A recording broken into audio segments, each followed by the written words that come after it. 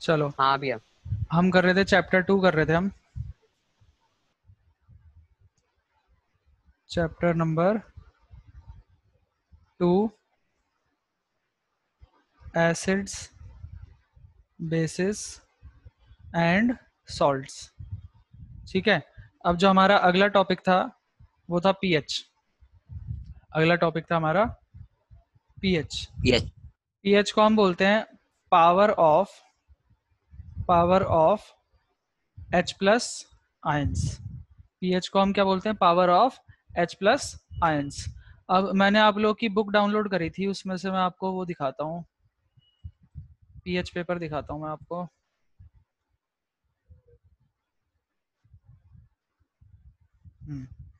ये आपकी बुक है।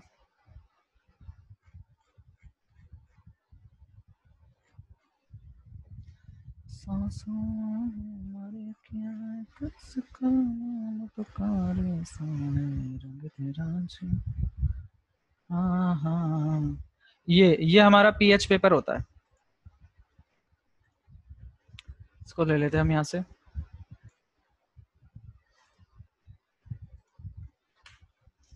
ठीक है।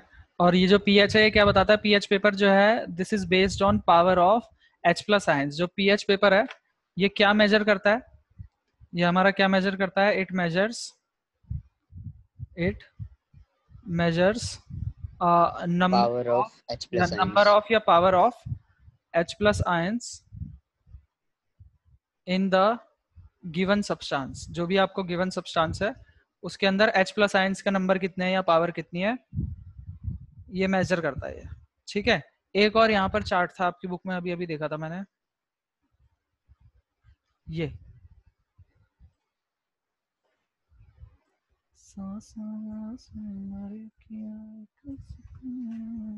देखो, ये आपको क्या दिखा रहा है कि जीरो से लेकर जो हमारा पीएच पेपर है इसमें कितनी रीडिंग है? ये जीरो से लेकर 14 तक की रीडिंग है। 0 1 2 3 4 5 6 7 8 9 10 11 12 13 एंड 14। ठीक है। अब ये मेजर करता है power of H plus ions किस में ज्यादा है। तो हमें पता है कि एसिड में जो है एच प्लस आयन ज्यादा होंगे और बेस में एच प्लस आयन कम होंगे। हमने पिछली होंगे। क्लास में बात करी थी ना कि बेस के अंदर भी एच प्लस आयंस होते हैं और एसिड के अंदर भी ओ एच नेगेटिव आयंस होते हैं, है ना। तो इसमें जो ये वाला पोर्शन है, ये देखो, ये जो ब्लू यस, वाला, बिल्कुल बता रहा ये ब्लू वाला पोर्शन है, ये हमको दिखा रहा है कि H प्लस आयन की कंसेंट्रेशन कैसे चेंज हो रही है। देखो जैसे यहाँ पर स्टार्टिंग में जो है H प्लस आयन बहुत ज्यादा है इसके पास, है ना, और आगे के जो सब्सटेंस है उसमें H प्लस आयंस क्या है? कम कम है।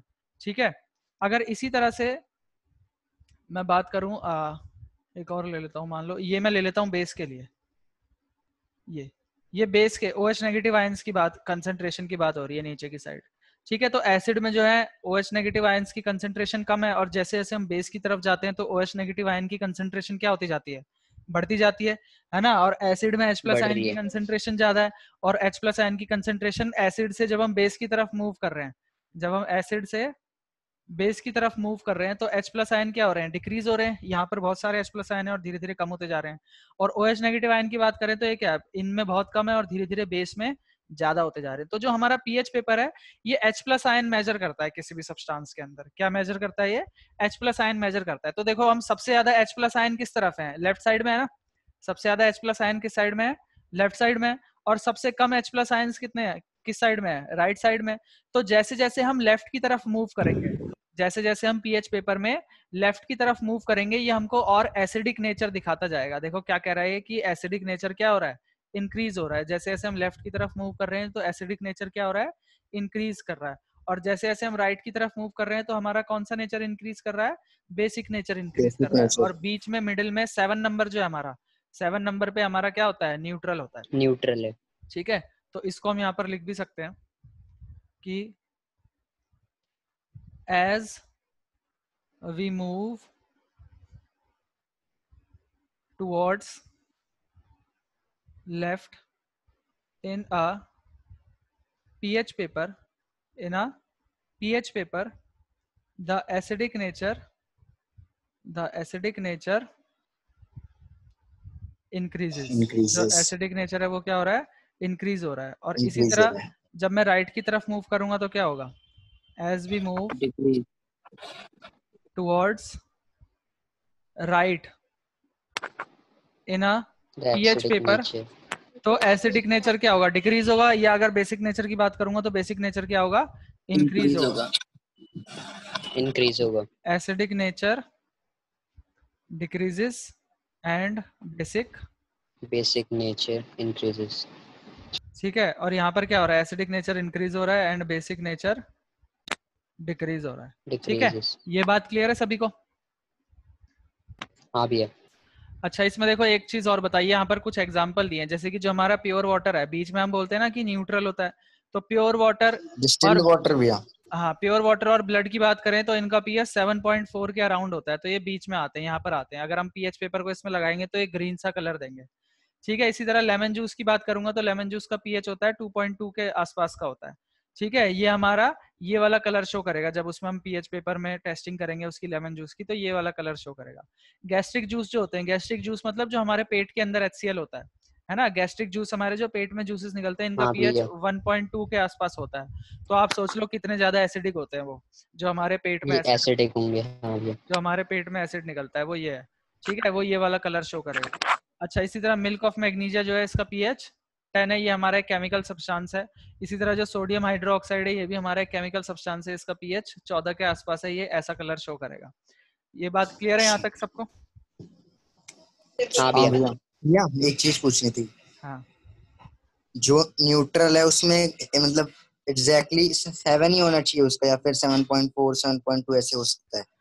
अगर 7.4 होगा तो हम उसको स्लाइटली बेसिक भी बोल सकते हैं, थोड़ा सा बेसिक है वो। देखो जो न्यूट्रल है, एसिडिक की अगर हम बात करेंगे, जो एसिडिक सब्सटेंस होंगे, जो हमारे एसिडिक सब्सटेंस होंगे, ठीक है, इनका पीएच जो होगा, पीएच होगा लेस देन 7, लेस देन 7। जो हम कह सकते हैं कि हमारे स्ट्रॉन्ग एसिड्स हैं एसिड्स है उनका पीएच लेस देन 7 है। ठीक है, अगर मैं बात करूंगा बेसिक सब्सटेंस की, बेसिक सब्सटेंस की, तो इसका पीएच क्या होगा, pH is more than 7। More than 7, 7 से ज्यादा। अब 7 से ज्यादा तो 7.1 भी 7 से ज्यादा ही होता है ना, तो बेसिक हाँ भैया। सब्सटेंस का पीएच क्या होगा, 7 से ज्यादा होगा। और जो हमारा न्यूट्रल होगा, जो न्यूट्रल सब्सटेंस होगा, उसका पीएच एकदम एग्जैक्टली 7 होगा, पीएच इज 7। ठीक है, जो न्यूट्रल है इसका पीएच क्या है, एकदम एग्जैक्टली 7 है। अब ये मत सोचो यहाँ पर प्योर वाटर का 7.4 है तो क्या हो गया, हम क्या हम थोड़ा बेसिक पानी पी रहे हैं तो क्या हो गया, क्या हम एसिडिक और बेसिक सब्सटेंस खाते नहीं है क्या हम लेमन जूस नहीं पीते क्या? तो ऐसा थोड़ी है कि हम एसिडिक और बेसिक सब्सटेंस को इनटेक नहीं कर सकते, इनटेक तो कर ही सकते हैं। जब हम लेमन जूस पी रहे हैं जिसका पीएच 2.2 है, तो ऐसी कोई दिक्कत वाली बात थोड़ी है, जब तक सब्सटेंस पॉइजनस नहीं है तो बात अलग है। हाँ, जो लेमन जूस है क्या वो भी H+ आयन रिलीज करेगा? ऑब्वियसली करेगा, वो एक एसिड है तो रिलीज करता है, करेगा। वो एसिडिक होता है। अच्छा, चाहे कहते हैं वीक हो चाहे स्ट्रॉन्ग हो, करेगा अगर वाटर में डाला गया तो। हाँ, करेगा वो। ठीक है, ठीक है, वो H+ आयन रिलीज करेगा। यहाँ तक क्लियर है सभी को? पीएच का इंट्रोडक्शन था ये। अब हम अगला टॉपिक है हमारा pH in daily life, importance of pH in daily life. Next topic है हमारा importance of pH in everyday life. Everyday life, everyday life में हमारे पीएच की क्या क्या इंपॉर्टेंस है ये हमको डिस्कस करनी है। ठीक है, कि एवरीडे लाइफ में हमारी पीएच की क्या क्या इंपॉर्टेंस है ये हमको डिस्कस करनी है। जैसे कि अगर मैं बात करूं कि प्लांट्स और एनिमल्स की, जैसे अगर मैं बात करूं प्लांट्स और एनिमल्स की, सबसे पहले हम बात कर लेते हैं फॉर प्लांट्स एंड एनिमल्स। अगर मैं प्लांट्स और एनिमल्स की बात करूं तो जो हमारी बॉडी है, आपको पता है कि हमारी बॉडी की भी एक पीएच रेंज है। हमारी बॉडी जो है 7 से 7.8 की पीएच रेंज में काम करती है। अगर इससे कम पीएच रखेंगे या इससे ज्यादा पीएच रखेंगे तो हमारी बॉडी में क्या हो सकती है, कुछ ना कुछ इम्बैलेंस हो सकता है, आपको कुछ ना कुछ बीमारी हो सकती है या अनइजीनेस सी फील हो सकती है। ठीक है, देखो जैसे ये हमारा importance of pH in everyday life, ये क्या कहता है कि हमारी बॉडी जो है वो 7 से 7.8 पीएच की रेंज में काम करती है। ठीक है, अब इतनी सी पीएच रेंज होगी तभी काम चलेगा। अगर इससे कम पीएच हो जाएगा हमारी पूरी बॉडी का, अब ये मत सोचना कि पेट में हमारे 1.2 पीएच का गैस्ट्रिक जूसेस निकलते हैं, पूरी बॉडी की बात हो रही है। अगर हमारी पूरी बॉडी जो है वो इस पीएच रेंज में काम करती है, इससे कम रेंज हो जाएगी या इससे ज्यादा रेंज हो जाएगी, मतलब इससे ज्यादा रेंज हो जाएगी तो भी हमारा क्या होगा, नुकसान ही होगा हमको, है ना। उसके बाद जैसे बोलता है कि हमारी बॉडी इतनी नैरो रेंज में काम कर सकती है, और जब हमारी रेन वाटर का जब पीएच 5.6 से कम हो जाता है तो हम उसको क्या कहते हैं, एसिड रेन ये कहने लग पीएच जाते क्या हैं। नेगेटिव भी हो सकता है? नहीं, पीएच 0 से छोटा नहीं हो सकता पीएच हमारा, ठीक है। तो देखो हम जब एसिड रेन की बात करते हैं तो एसिड रेन तब होती है जब उसका पीएच 5.6 से छोटा हो जाता है, ठीक है। और जब ये एसिड रेन हमारी नदियों वगैरह में जाएगी, रिवर वाटर में जाएगी, तो क्या होगा, जो उस रिवर वाटर में मछलियां रह रही हैं या जो प्लांट्स रह रहे हैं उनकी लाइफ क्या हो जाएगी, डिफिकल्ट हो जाएगी कि नहीं हो जाएगी, उनकी लाइफ क्या हो जाएगी, हाँ भैया। डिफिकल्ट हो जाएगी। तो इस इंपॉर्टेंस में हम सबसे पहला पॉइंट लिख सकते हैं, इसमें हम सबसे पहला पॉइंट लिख सकते हैं कि human body works in a pH range of 7 to 7.8। हमारी ह्यूमन बॉडी जो है वो 7 से 7.8 के पीएच में काम करती है। अगर हम रेन वाटर की बात करें तो पीएच ऑफ रेन वाटर क्या होता है, pH of acid rain, pH of acid rain क्या होता है हमारा, 5.8 5.8 था कि 5.6 था, 5.8 था शायद, 5.6 था बच्चों, मेरे को याद है। देखो the pH of acid rain 5.6 is है भैया, 5.6 लेस देन 5.6। तो अगर हमारा पीएच 5.6 से छोटा हो जाएगा तब हम उसको एसिड रेन कहेंगे। अगर आपसे कभी एमसीक्यू में पूछ ले कि हमारी जो बारिश हो रही है उसका पीएच जो है 5.8 है, और आपसे बोले कि ये एसिड रेन है कि नहीं, तो आपको लगेगा कि एसिड तो है, एसिडिक तो है ये, इसका नहीं पीएच है। 7 से कम है तो ये एसिड रेन होनी चाहिए, लेकिन नहीं होगी एसिड रेन, क्योंकि हमने डिसाइड कर रखा है कि 5.6 से 5.6 जब कम होगा तो हम बोलेंगे कि उसका हमारा एसिड रेन है, ठीक है। आई ठीक है बात भैया। समझ में? हाँ भैया। हाँ। उसके बाद अगर हम नेक्स्ट बात करें आगे, फिर हमारा बात करता है pH of soil in your backyard. तो हमारा जो है कहता है plants require specific pH range for their healthy growth. अगर जो हमारी सॉइल है, अगर उस सॉइल का ही पीएच कम हो जाएगा, उस सॉइल का ही पीएच कम हो जाएगा, तो जो सॉइल से ही तो न्यूट्रिएंट्स लेते हैं ना प्लांट वगैरह, तो न्यूट्रिएंट लेने में भी उनको हाँ दिक्कत भैया। आएगी और प्लांट जो है हमारे वो सर्वाइव नहीं कर पाएंगे। आपका यहाँ पर आगे एक इंटेक्स्ट का क्वेश्चन आता है, देखो कि under what soil condition do you think a farmer would treat the soil with quick lime. Quick lime क्या होता है हमारा, CaO, ये क्या है, मेटल ऑक्साइड है, तो ये क्या होगा, बेसिक होगा ना नेचर में, ये क्या होगा, हाँ भैया। होगा नेचर में। तो बोलता है कि ऐसा क्या हो जाएगा आपकी सॉइल में, तो फार्मर जो है उसमें बेसिक सब्सटेंस डालेगा, तो हमारी सॉइल क्या हो चुकी होगी, एसिडिक हो चुकी होगी। तो ये सारे क्वेश्चन बनते हैं इससे, हमको पता होना चाहिए कि हमारी जो सॉइल है उसका जो पीएच है वो भी क्या होना चाहिए, पर्टिकुलर रेंज में होना चाहिए। अब आपकी बुक में कोई रेंज जैसे बता नहीं रखी है तो इसमें हम ऐसा कुछ नोट भी नहीं करेंगे, बस आपको इतना ध्यान रखना है कि जो हमारी सॉइल है उसका पीएच भी ज्यादा कम नहीं होना चाहिए, हमारी सॉइल जो है उसका पीएच भी एसिडिक नहीं होना चाहिए, ठीक है। उसके बाद बात करते हैं हमारे डाइजेस्टिव सिस्टम की। तो डाइजेस्टिव सिस्टम में तो अभी अभी हमने देखा कि हमारा जो स्टमक है उसका जो पीएच होता है वो क्या होता है, जो गैस्ट्रिक जूसेस होते हैं, जो हमारे उसका गैस्ट्रिक, काम होता है काफी पीएच। हाँ 1.2 पीएच होता है उसका, यहाँ पर देखा था हमने, 1.2 भैया। pH। है ना। तो यहाँ पर हम बात कर सकते हैं, सर सॉइल का 3.5 से 10 तक होता है बिटवीन। डाइजेस्टिव सिस्टम सॉइल का कितना हो सकता है। अब देखो मानव, तुमने हमें बता 3.5 तो से दिया, अब तुमने हमें बता तो, चलो मैं इनको टॉपिक वाइज नहीं लिख रहा, बस सीधा पॉइंट्स लिख रहे हैं हम। तुमने हमको बता तो दिया कि 3.5 से उतना होना चाहिए, पर ये हमारी एनसीईआरटी में नहीं है ना, हम एनसीईआरटी को फॉलो करते हुए चलेंगे, पर चलो कोई बात नहीं, लिख लेते हैं। The pH of soil lies between, कितना है बताना, 3.5 3.5 to 10। to 10। 10। तो अगर 3.5 से पीएच कम हो जाएगा तो हम क्या करेंगे, उसमें कुछ बेसिक सब्सटेंस ऐड करेंगे, जैसे कि हमने इस क्वेश्चन में देखा था कि जो फार्मर था उसने क्या डाला था, quick calcium lime oxide add करा हाँ था। क्विक लाइम उसमें ऐड करा था, ठीक है। तो अब मैं टॉपिक वाइज नहीं करा रहा, बस मैं सीधा इसके पॉइंट्स ही करा दे रहा हूँ, ठीक है। अच्छा, और हमने क्या देखा था कि हमारा जो स्टमक है वो, जो हमारे गैस्ट्रिक जूसेस हैं, pH of gastric juices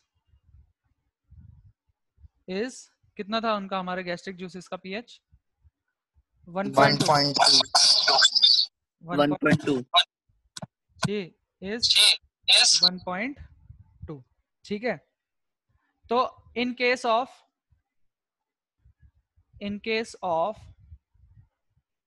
indigestion, spelling गलत लिख दी, इनडाइजेशन को हिंदी में हम बोलते हैं बदहजमी, यानी कि आपका हाजमा खराब हो जाना। जैसे कि मान लो एक दिन आप शादी में गए थे, आपने देखे नान है तो आप टूट पड़े नान पे, नान ही नान खा दिया, आपका पेट का हाजमा खराब हो गया, ठीक है, या बाहर का बहुत ज्यादा खा लिया। तो आप देखो हमारा पेट क्या करता है, हमारा पेट क्या करता है कि जो भी आप खाना खाते हो उस खाने को पचाने के लिए एसिड रिलीज करता है, ये गैस्ट्रिक जूस रिलीज करता है ना, गैस्ट्रिक जूस रिलीज करता है जो कि उसको पचाते हैं। अब आपने नॉर्मल खाना खाया तो वो अपना नॉर्मल, उसको आदत है, उसको जैसे आपकी मम्मी बोलती है ना कि हमें आदत है कि हमको पता है कि कौन कितनी रोटी खाता है, तो हम उस हिसाब से बनाते हैं, है ना। अब एक दिन आप शादी में गए तो आपने बहुत ज्यादा खाना खा लिया, अब आपके पेट को आदत है एक specific amount of gastric juice release करने की। अब आपने एकदम से बहुत ज्यादा खाना खा दिया उस दिन, तो आपके पेट को पता नहीं कितना जूस रिलीज करना है, तो वो अपना बहुत ज्यादा जूस रिलीज कर देता है, तो आपके पेट में एसिड बहुत ज्यादा हो जाता है, आपके पेट में क्या हो जाता है, एसिड बहुत ज्यादा हो जाता है। तो फिर हम क्या मिल्क ऑफ बोलते हैं, मैग्नीशिया लेते हैं। हाँ हम क्या बोलते हैं कि फिर हमें एसिडिटी हो गई, हम क्या बोलते हैं कि हमें क्या हो गया, एसिडिटी हो गई। फिर एसिडिटी Acidity हो होती है गई। यानी कि हमारे पेट में एसिड बहुत ज्यादा आ गया, एसिड बहुत ज्यादा आ गया, तो फिर हम उस केस में एक एंटासिड यूज करते हैं, यानी कि बेसिक सब्सटेंस यूज एंटासिड करते यूज करेंगे। हैं, इनो जैसे कि milk of baking magnesia soda या भी ले सकते हैं और मिल्क ऑफ मैग्नीशिया। हाँ ये सारी चीजें हम ले सकते हैं, ठीक है। तो या इन इनो भी ले सकते हैं ना। हाँ इनो भी ले सकते हैं, उसमें भी हमारा बेसिक सब्सटेंस होता है। बच्चों म्यूट कर लो, किसी के में से आवाज आ रही है बड़ी। हाँ, तो इन केस ऑफ इनडाइजेशन, एक एड भी आती है डाइजीन कुछ और दवाइज की, हाँ उससे भी लिखा एसिडिटी, होता है antacid. we take a mild antacid। Antacid का मतलब होता है एंटी एसिड, एंटासिड का मतलब क्या है, एंटी एसिड मतलब एसिड का उल्टा। एंटासिड का मतलब क्या है, एंटासिड को एसिड मत समझ लेना, इसके नाम में एसिड आ रहा है तो इसका मतलब है एंटी एसिड, जैसे बोलते हैं ना एंटी नेशनल। एंटी एसिड क्या होगा, हाँ एंटी भैया। एसिड मतलब एसिड का विरोधी, एसिड का विरोधी कौन होगा, बेस होगा, बेस। ठीक है। तो हम क्या करते हैं, एक माइल्ड एंटासिड ले सकते हैं, जैसे कि like milk of milk of magnesia. Magnesia, milk of magnesia which neutralises. अब ये क्या करेगा, ये हमारे पेट में जाएगा तो ये सब कुछ न्यूट्रलाइज कर देगा, एसिड और बेस मिलके न्यूट्रलाइज कर देते हैं ना, विच न्यूट्रलाइज अब यहाँ न्यूट्रलाइजेशन रिएक्शन होगी। हाँ the environment inside the stomach, inside the ये एक स्टमक। चीज पूछनी थी, हाँ स्टमक। बेटा, जैसे आपने फर्स्ट पॉइंट लिखा कि human body works in a pH range of 7 to 7.8, तो भैया 7 से अगर कम हो गया तो फिर वो तो भी एसिड हो जाएगा, और 7.8 से ज्यादा हो गया तो मतलब फिर वो हो जाएगा ना बेस, है ना।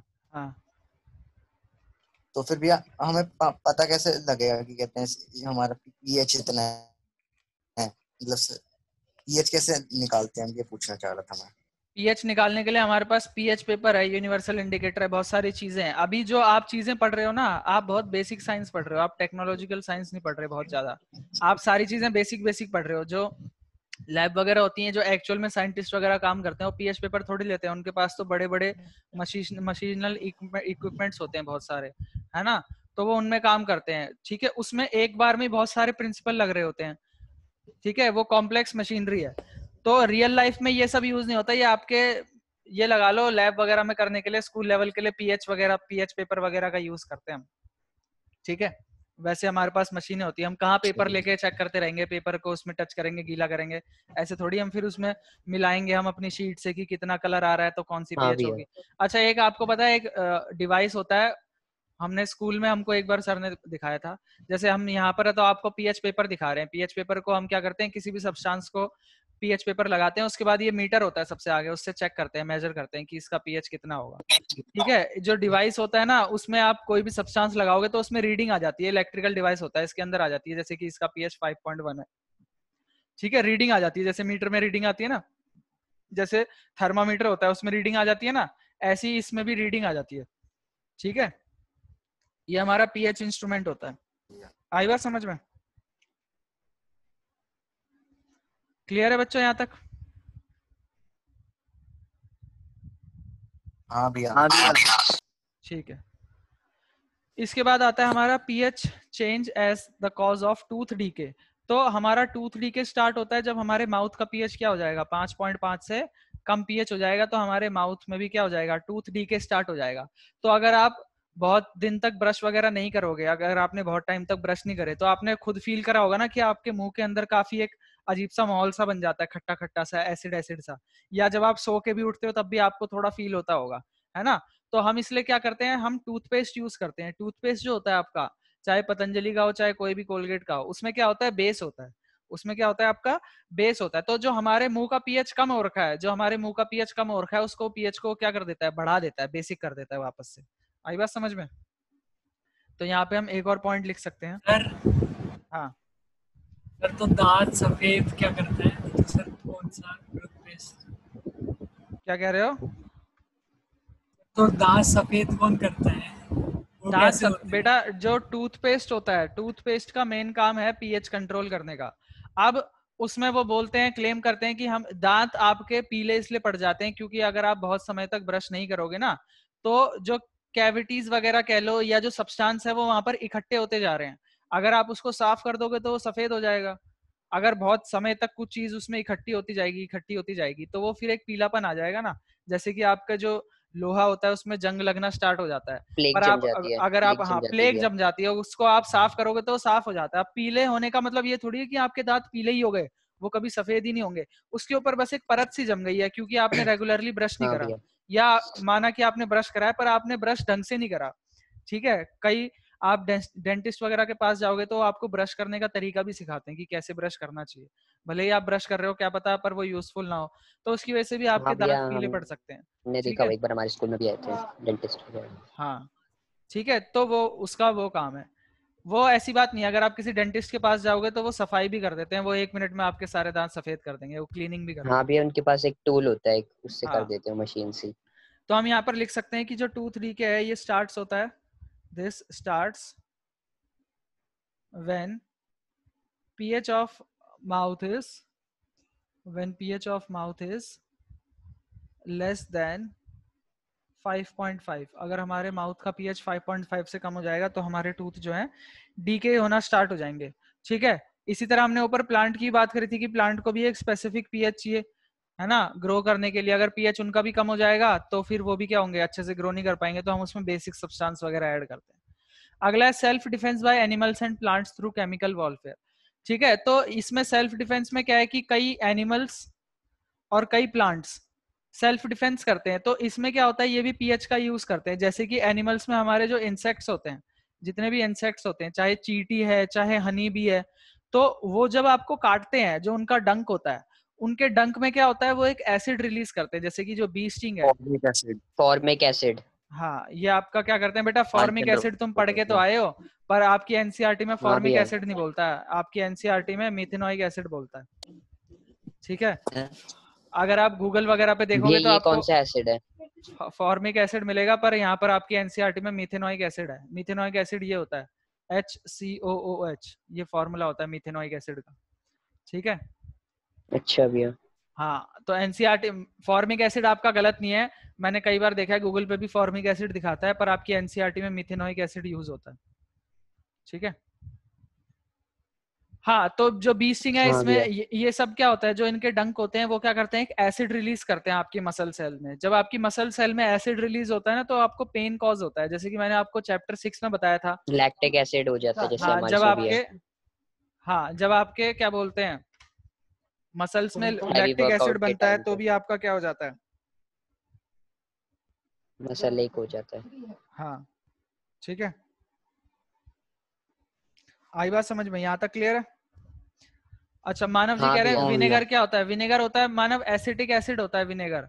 विनेगर हमारा एसिटिक एसिड होता है, जैसे मिथेनोइक एसिड का फॉर्मूला ये है, जो एसिटिक एसिड है उसका फॉर्मूला ये होता है CH3COOH। इसको हम इथेनोइक एसिड भी कहते हैं। नाम नाम में वो देख रहे हो कैसा ऑर्डर है, ये इथेनोइक एसिड है, ये मीथेनोइक एसिड है। ठीक है, इसको हम जो इथेनोइक है, इथेनोइक एसिड है, इसका कॉमन नेम होता है एसिटिक एसिड। हाँ भैया विनेगर वीक में एसिड होता है नहीं। हाँ एसिटिक एसिड यूज होता है हमारा विनेगर में। ठीक है, मानव हमारा विनेगर भी क्या है, यही है। सर इसकी ठीक है, पीएच वैल्यू कितनी होती है? इसकी पीएच वैल्यू यार अब एकदम प्रॉपर पीएच वैल्यू मेरे को ध्यान नहीं है कितनी होगी, हम देख लेते हैं नेट पर।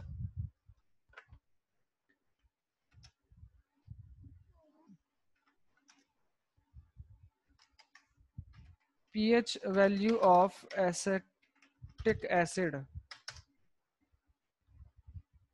7 के अंडर बता 2.4 भैया, रहा है, बहुत बहुत 2.4 बढ़िया। 2.4 इसमें तो 7 के अंडर बता रहा है, हमको तो पता ही है एसिड है तो 7 के अंडर तो 2.4 भैया 2.4 मैंने 2.4 है। ढूंढ लिया। हाँ भैया। ठीक है, तो इसकी पीएच वैल्यू 2.4 है, पर ये फैक्चुअल चीजें हैं, ये आपके वैसे पेपर में आएगी नहीं, तो इसको याद रखने की जरूरत नहीं है। ये जो टेबल है बच्चों, ये टेबल बना लेना आप, ये टेबल आपको बनाने की जरूरत है। और इस टेबल में जितने भी हैं, जैसे विनेगर है, विनेगर में कौन सा एसिड होता है, एसिटिक एसिड होता है ना। जो हमारा acetic acid। संतरा है, ऑरेंज में सिट्रिक एसिड होता है। टैमरिंड यानी कि इमली में हमारा टार्टारिक एसिड होता है। टोमेटो जो है हमारा, टोमेटो में कौन सा एसिड होता है, ऑक्जेलिक एसिड होता है। ठीक है, ऑक्सैलिक एसिड, Oxalic acid। जो हमारा कर्ड है, जो दही है, इसमें हमारा लैक्टिक एसिड होता है, लैक्टिक एसिड, Lactic जो acid। हमारी मसल्स में भी बन रहा था। लेमन में हमारा सिट्रिक एसिड होता है, एंड स्टिंग और नीटल स्टिंग में मीथेनोइक एसिड होता है। तो ये जो टेबल है, टमाटो में जैसे भी। हाँ ये भी यूरिक आपको एसिड। कॉपी में बनानी है। ठीक है, ये भी आपको कॉपी में बनानी है, और उसके बाद इसको भी आपको सारा का सारा ये याद करना है। ये आपका एमसीक्यू की फॉर्म में पूछा जा सकता है। ठीक है यहाँ पर हम बोल सकते हैं ये कि पीएच पूछा जा सकता है किसी का स्पेसिफिकली? नहीं बच्चों, जितना एनसीईआरटी में है ना, जो आपको एनसीईआरटी में दिख जाए वो समझ लो कि वो आपको करना है। अब जैसे इनके कहाँ गया, इनके कहीं भी पीएच वैल्यू हमें दी नहीं हुई है। हमें पीएच वैल्यू किसकी दी थी, हमें पीएच वैल्यू इनकी दी थी, तो इनकी हमने याद कर ली एक बार को कि इनकी पीएच वैल्यू इतनी होती है। ठीक है, हाँ भैया। हाँ हाँ बेटा, माना प्योर विनेगर हमारी बॉडी को हार्म करेगा ना। हमने क्या बोला कि हमारी बॉडी की पीएच रेंज क्या होनी चाहिए, 7 से 7.8 होनी चाहिए। अब तुम उसमें एसिडिक सब्सटेंस डालोगे तो पीएच कम हो जाएगी ना हमारी बॉडी की, तो फिर क्या होगा, वो हमारी बॉडी को नुकसान पहुंचाएगी। ठीक है, तो इन द स्टिंग ऑफ, सर ऐसे लेमन भी हार्म पहुंचाता है हमारी बॉडी को? नहीं बेटा, जो लेमन देखो, अब एसिड में भी कई चीज ऐसी हैं जो कि पॉइजनस सब्सटेंस है, कई जो है वो एडिबल सब्सटेंस है। एडिबल मतलब जो हम इनटेक कर सकते हैं। ठीक है, लेमन भी अगर आप बहुत ज्यादा अमाउंट में सिर्फ लेमन ही लेमन, जैसे लेमन हम लेते हैं तो लेमन में हम लेमन जूस लेते हैं, यानी कि उसमें पानी मिला के लेते हैं, तो वो क्या हो जाता है, वो हाँ डाइल्यूट हो भैया जाता है एक एक बार को, टिंचर लेते हैं उसका। है लेमन ना। का एक्वस सॉल्यूशन बनाते दिया। हाँ, वो डाइल्यूट हो जाता है। अगर आप बहुत ज्यादा लेमन का जूस पी लोगे तो आपको एसिडिटी हो जाएगी, फिर आपका पेट खराब हो जाएगा, हो सकता है आपको फूड पॉइजनिंग भी हो जाए, है ना। बोलते हैं ना भैया कि पर आपने अभी विनेगर का बोला था, एक बार विनेगर वाला बताना फिर से। विनेगर का वो बता रहा था ना मैं कि विनेगर हमारा एसिटिक एसिड होता है, इसका फॉर्मूला ये होता है CH3COOH। हाँ भैया मतलब ये हमारी बॉडी के लिए हार्मफुल है? कोई भी अगर तुम एसिडिक सब्सटेंस हमारी बॉडी में ज्यादा डालोगे, वही है ना कि लिमिटेड अमाउंट में डाल रहे हो तुम, और एडिबल सब्सटेंस है, जैसे विनेगर हमारा एडिबल सब्सटेंस है, यानी कि खाने लायक सब्सटेंस है ना। तो इसको आप अच्छा अच्छा। इनटेक कर सकते हो खाने के रूप में, हमारे विनेगर तो डाला ही जाता है खाने में हमारे, है ना। पर हाँ भैया एक्सेसिव अमाउंट में नहीं डाल सकते तुम इसको, है ना। बोलते हैं ना, अति का ठीक है भला भैया। ना बोलना, अति की भली ना चूप। ज्यादा बोलना भी अच्छा नहीं होता और ज्यादा चुप रहना भी अच्छा नहीं होता, किसी भी चीज का ज्यादा अच्छा नहीं होता। तो इसमें भी आपको ज्यादा नहीं करना है, बस किसी भी चीज का नॉर्मल अमाउंट में है तो ठीक है। अगर आप लेमन भी बहुत ज्यादा ले लोगे तो फिर आपका एसिडिटी हो सकती है या फूड पॉइजनिंग हो सकती है, बाकी नहीं तो नॉर्मल कोई दिक्कत नहीं है। ठीक है, तो हम क्या बात कर रहे थे कि in the sting of bee, acid या कौन सा एसिड, फॉर्मिक एसिड। हाँ फॉर्मिक एसिड या मिथेनोइक एसिड, इसमें क्या है, एसिड होता है जो कि मेथनॉइक एसिड। पेन या इरिटेशन कॉज करता है। ये भी पेपर में आएगा तो हमें मिथ मेथनॉइक लिखना है। हाँ, एनसीईआरटी को फॉलो करना है। एसिड हाँ इज भैया। released into our body which causes pain and irritation. So we use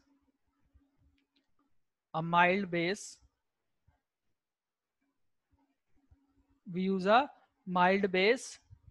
to get relief.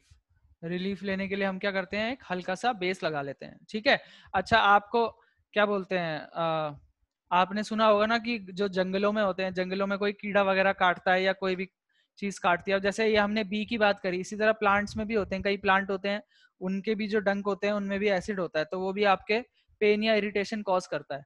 तो आपने सुना होगा जंगलों में जो भी लोग रहते हैं वो क्या करते हैं, ऐसे पत्तियां रगड़ लेते हैं, उनके जो भी चोट वगैरह लगती है उसमें वो क्या करते हैं, पत्तियां रगड़ लेते हैं, है ना। तो वो ऐसे वैसे नहीं कि हाँ कोई भैया। भी घास रगड़ लिया, कुछ भी रगड़ लिया, उनको पता होता है कि कौन से पेड़ की पत्तियां रगड़नी है।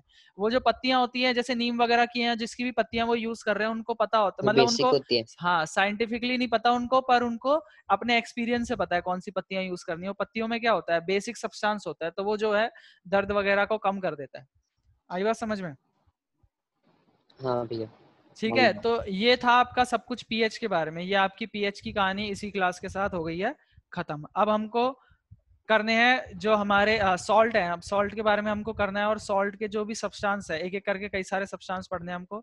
जैसे सबसे पहले सोडियम हाइड्रोक्साइड, ये बनता कैसे, प्रिपरेशन और इसके यूजेस। इसी तरह फिर ब्लीचिंग पाउडर, इसकी प्रिपरेशन, इसके यूजेस। फिर उसके बाद बेकिंग सोडा, इसकी प्रिपरेशन, इसके यूजेस। फिर वॉशिंग सोडा, इसकी प्रिपरेशन, इसके यूजेस। ये सारी चीजें हमको करनी है, ठीक है। भैया तो ये अभी मिनरल एसिड्स के भी यूजेस आ सकते हैं? नहीं, अच्छा, ठीक है। तो इस वाली ठीक है। क्लास में मैं इतना ही रख रहा हूँ। अब इसके बाद मैं एक और क्लास बना रहा हूँ, उसमें हम सॉल्ट की कहानी स्टार्ट करेंगे, ठीक है। सॉल्ट करेंगे और मतलब भैया अभी दोबारा ज्वाइन करना है? हाँ रिज्वाइन करना। अब सॉल्ट का इस वाली वीडियो में मैं इतना ही रख रहा हूँ। नेक्स्ट वाली वीडियो में मैं सॉल्ट का कराऊंगा और थोड़ा बहुत सॉल्ट का पढ़ लेंगे, एक दो सब्सटेंस पढ़ लेंगे, ठीक है, और उनकी प्रॉपर्टीज पढ़ लेंगे, ठीक है। तो दोबारा ठीक है ज्वाइन भैया, करना अभी। ठीक है।